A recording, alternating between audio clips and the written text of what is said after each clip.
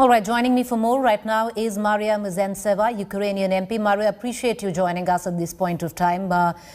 Maria, I want to ask you, there is a ceasefire which has been called by Russia right now where some of your arterial cities are concerned. Is that ceasefire being followed to the T? Absolutely not. Glory to Ukraine. From all the people of Ukraine, I want to say that this is a devastating situation when all the hopes for the two rounds of the peaceful talks which took place already, and the further developments with assistance of International Red Cross, which is trying to fulfill its duty in Ukraine in the regions that were mentioned already. Irpin, Mariupol, Melitopol. The only successful mission which was conducted were in several small cities, like, for instance, Volnovakha, where the buildings do not exist anymore. It's like an empty field if you compare it to how it looked like before. We are witnessing a severe attack on civilians who are not able to wait for any longer. They're in lack of medication. There are severe diseases they're experiencing. They're lacking food and water, and simply they're trying to get out of their basements and houses, and they're being shot right on the streets. And we have 37 children who died in this war already, and 70 who are wounded. But these figures are from 20 hours ago, and I'm sure the updated ones are even higher. We are talking about already 11,000 Russian soldiers who died in Ukraine, and Putin are sending them here for a direct death. We are not a country who is an aggressor, who is trying to put forward the war agenda. We are trying to defend ourselves. That's why we called A, on the ceasefire, B, on green corridors to be implemented with the ceasefire, and C, to, if not full-pledged, but at least partial no-fly zone implication across Ukraine. We have a disaster which might approach us in terms of nuclear power plants which are being targeted, and one of the main ones are Chernobyl next to Kiev and in the region of Zaporizhia. This is already being recognized as ecocide. We have a genocide, but this is ecocide.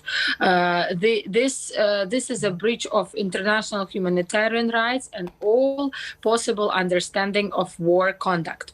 I also want to stress that the fires are not stopping, even though the Russian delegation has committed themselves to at least evacuation in peaceful terms. Instead of this, they are trying to open the access to Russia and Belarus to evacuation corridors to show that they're peacemakers. This is a complete disaster. This is not what we have agreed upon in Belarus, and they're not fulfilling their duties whatsoever.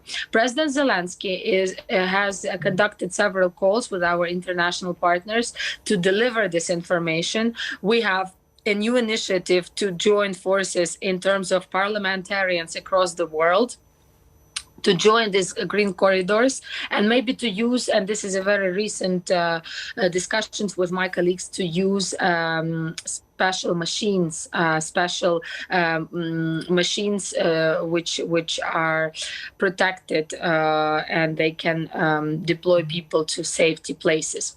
We have a figure of more than 1.2 million people who already evacuated from Ukraine.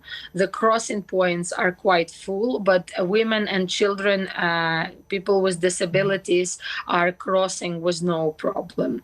I also want to comment on the issues which are touching upon international students, because there was a lot of disinformation spread by Russia on purpose, I assume. I represent the Kharkiv city, which has 22,000 international students.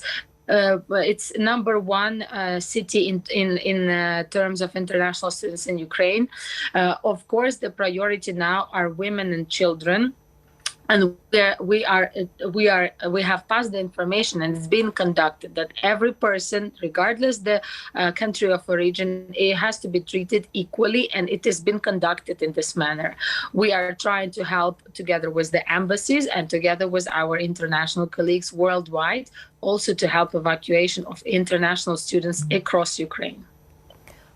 Maria, you've made an accusation which is very grave, that Russia is not respecting the ceasefire in the key cities which was agreed upon. Which are these cities that Ukraine is claiming that ceasefire has not been respected in?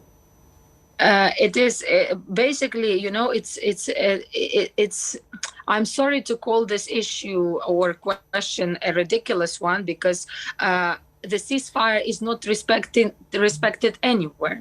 So they are shooting, they continue shooting everywhere. It can occur on the road from Kiev to Zhytomyr, for instance, just after hours when it's late, because Russian soldiers are demoralized now. Most of them feel free right now to surrender, and they're doing that. Maria, are you talking about the Russian assassins? Literally. Are you talking more about the Russian assassins which are continuing to spread terror?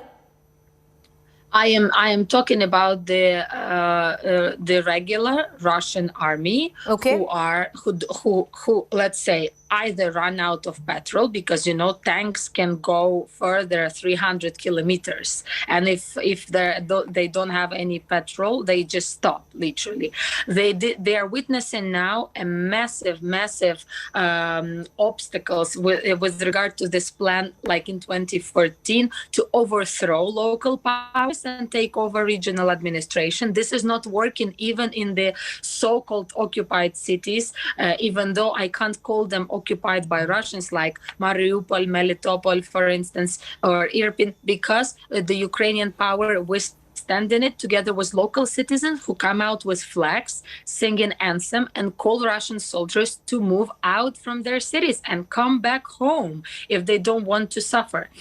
Point number two, of course, the ceasefire is urgently needed in the regions of smaller cities of Kiev, which I named, in Kharkiv, which has been severely bombed, in southern cities of Mariupol, Melitopol.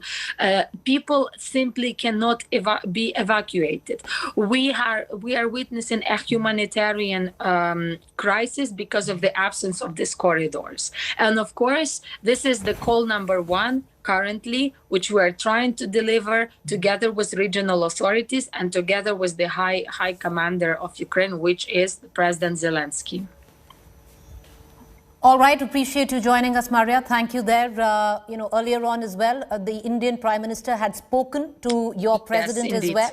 And a lot was assured for the safe passage of our citizens who are stuck there. We still have about 5,000 to 6,000 Indian citizens who are stuck in your country. I wish you well, and we are hoping that we'll hear from you again. Good luck. We'll come back to you. Thank you very much. Thank you.